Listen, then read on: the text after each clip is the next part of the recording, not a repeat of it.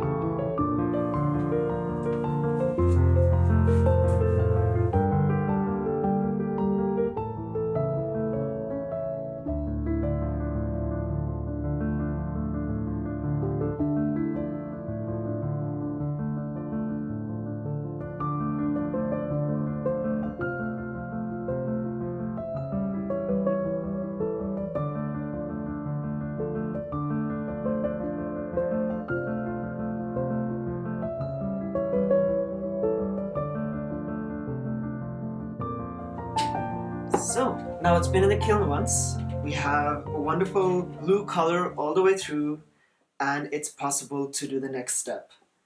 Now, I would like to do we're going to have to go through at least 2 or 3 times to get a really dark black color if we can't get it thick enough this time. And some mountains in the background. And it's possible, even in the second stage, to do quite a bit, and perhaps we can even start engraving the next time. So let's go with the next step.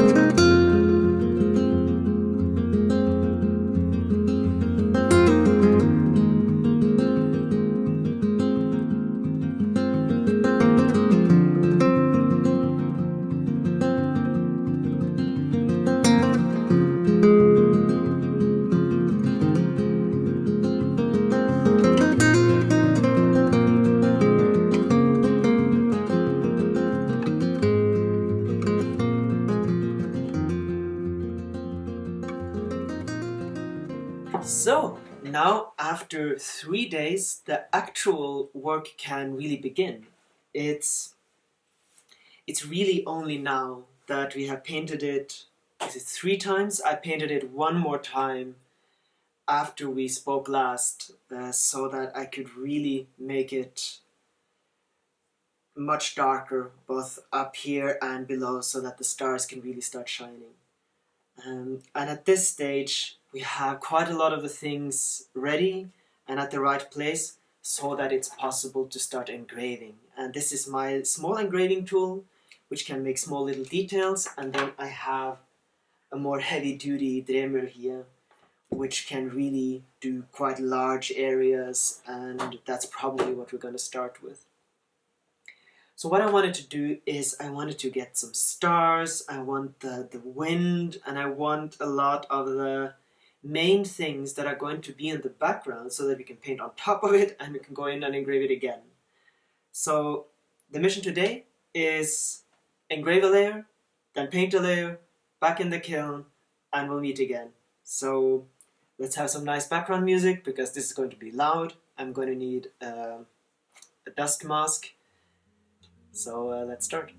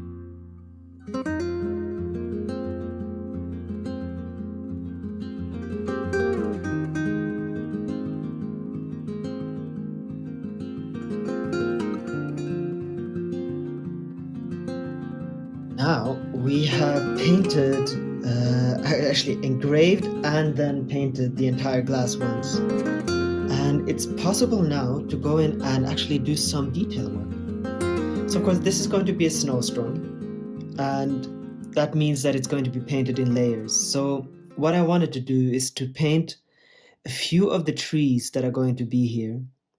They are going to be obscured a bit again by paint and a little engraving.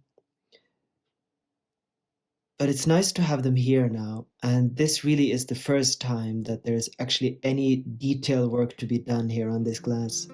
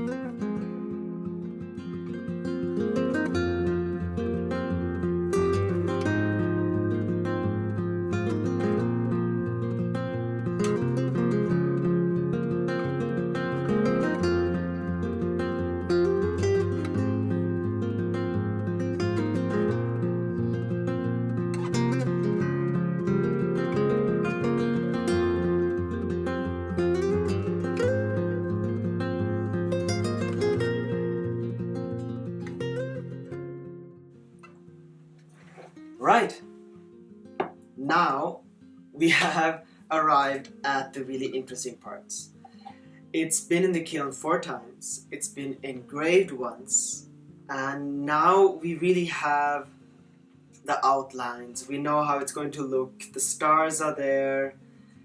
There are some engraved parts that are really shining. It looks, of course, much better at night, as you just saw. And at this point, it's really important to start to figure out, okay, how should it look in the end? What are kind of the things that we need to do? Because now it's possible to start making big mistakes, and this is the time for finer details. What I want to do in this session, so of course it always needs to be engraved first and then painted and then put in the kiln. So first it needs to be engraved again, and I'm thinking some of the stars should be stronger. I have painted a layer over all of the stars, which means that all the stars are now further back into the sky, and those stars that are now being added are going to shine brighter than the stars that I painted over. This is kind of a part of the process. Every time something's engraved and then painted over, we'll get a color and will be a bit darker, which gives me the opportunity to then engrave something which is then lighter. So for instance, around the edges of the clouds now, it's going to be possible to bring that out. The landscape is quite obscure. It's not possible to see the trees very well. But of course, I think they should have snow, and the snow should be drifting. So I'm going to do that with this engraving tool.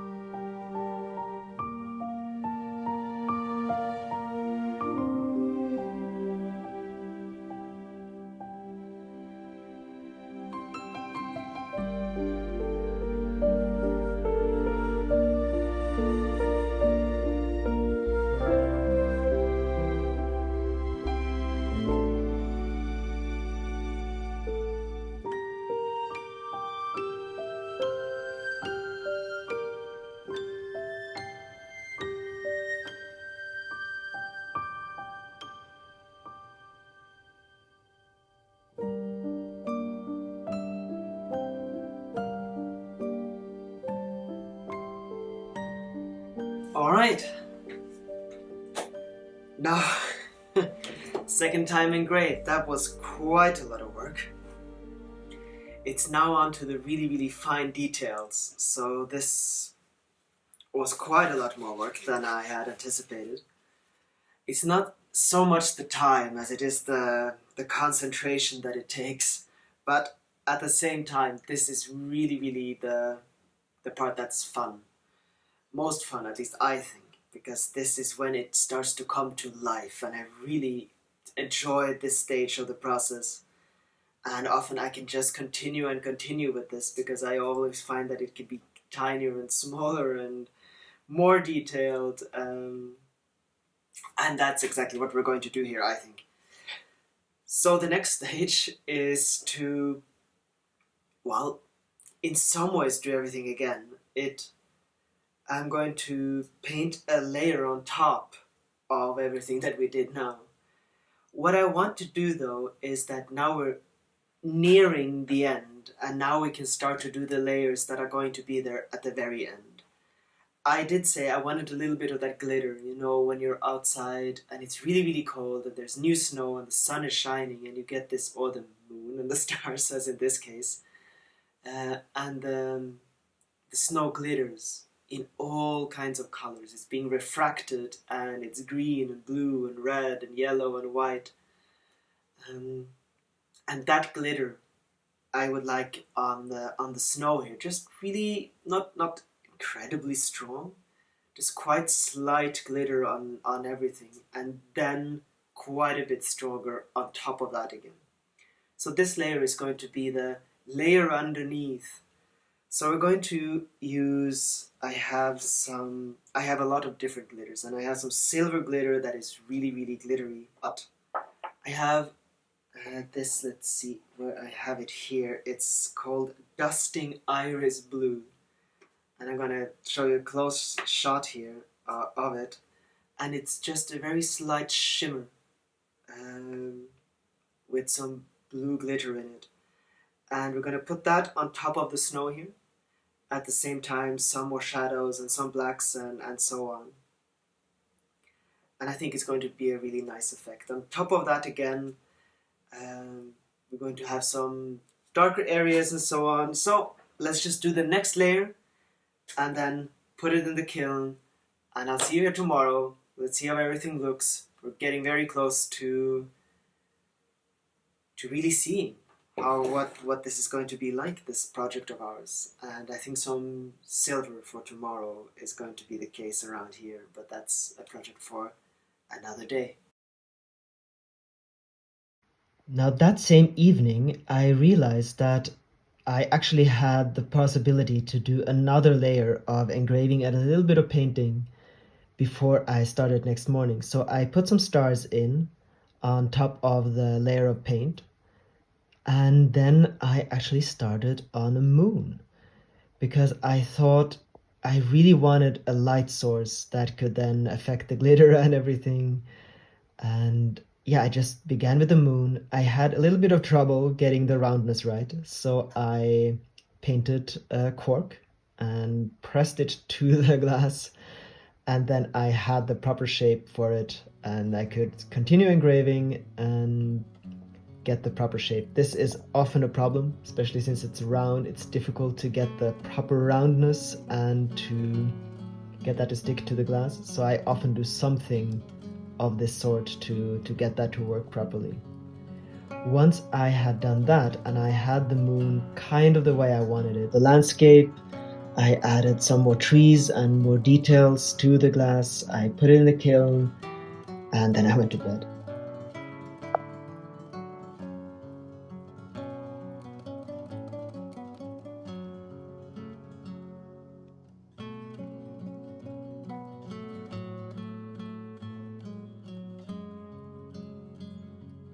There, it's almost finished, and I am quite pleased with the result. It's been engraved, I think, three times. We have stars that are, some are quite close and some are much further behind. This is all going to look much more impressive once we light it, and then of course turn off the light. The things that we're going to do today are some of the more complicated things. It's adding silver and then adding glitter.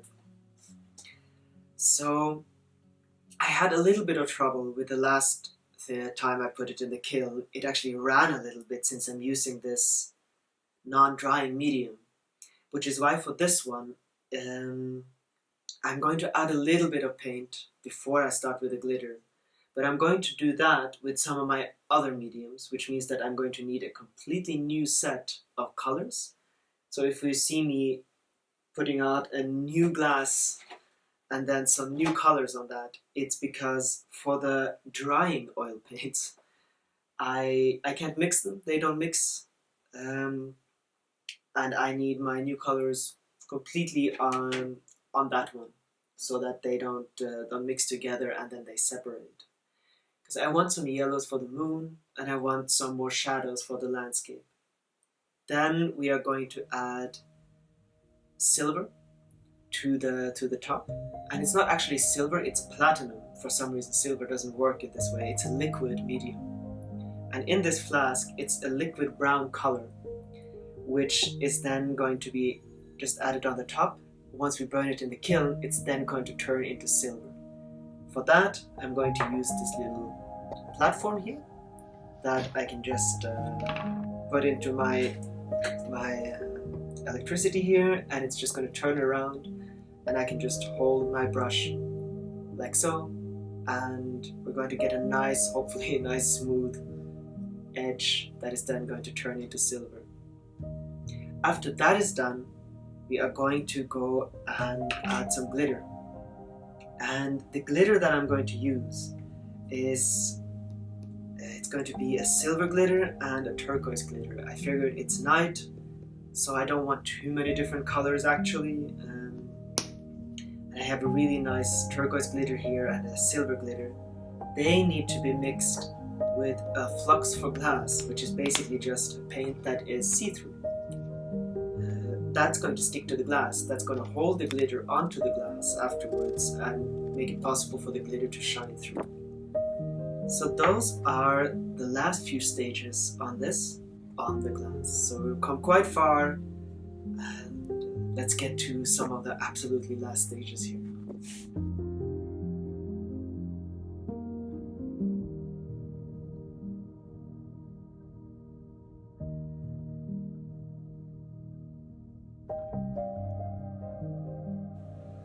So, here we have the finished candle glass. Now with the silver, with our moon, with the glitter, with everything is finally there with the stars.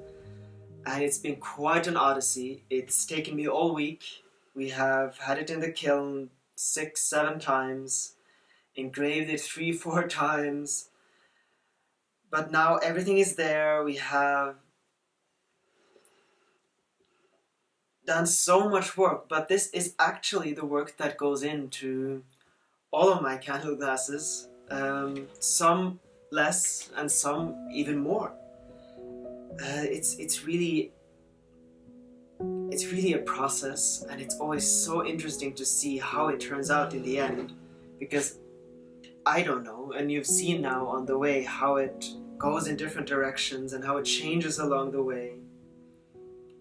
But now we have the candle glass from absolutely nothing and now until this. And all of these candle glasses and everything that I make here is to be found. This is going to be found in a month or so in our Art of Nature shop, and there'll be a link here.